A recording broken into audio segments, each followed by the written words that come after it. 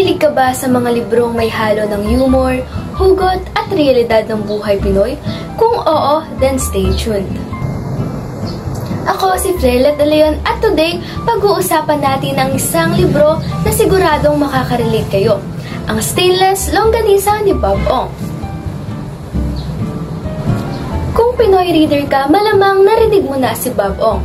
Kung hindi naman, si Bob Ong ay isa sa mga pinaka-iconic na writer sa Pinas. Ang dami niyang books na relatable at full of humor, pero at the same time, mapapaisip ka. So, Stainless Longganisa is one of his books na hindi fiction. Para siyang kwento ng journey niya bilang writer and yung struggles, yung reality ng publishing sa Pinas, at yung hirap ng pagiging manunulat. Pero syempre, in true Bob Ong fashion, hindi ito boring. Ang dami niyang witty jokes at sarcastic na banat na para bang sobrang on point. Okay, so unlike other books, wala itong solid na plot. Para siyang diary style ng storytelling kung saan kinukwento ni Bob Ong yung experience niya sa pagsusulat.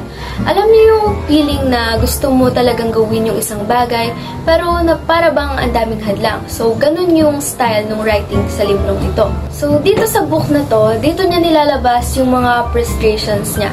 So, sa sarili niya, sa sistema, and dun sa ugali nating mga Pilipino pagdating sa pagbabasa.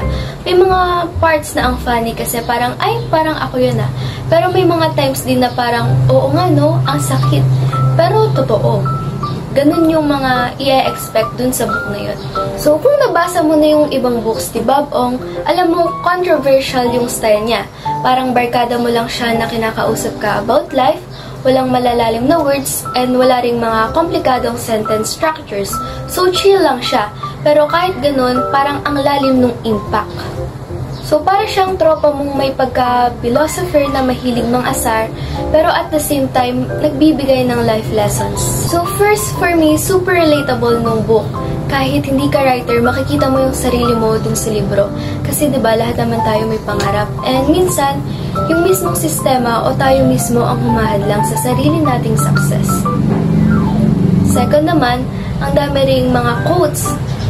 And quotable yung mga quotes na yun, as in, kung mahilig kang mag-post ng mga hugot sa FB or Twitter, ang daming pwede mong gamitin dito.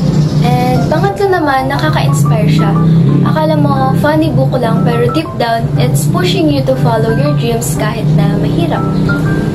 Overall, Stainless Longganisa is a must-read, lalo na kung gusto mong mamotivate at matawa sa struggles ng buhay.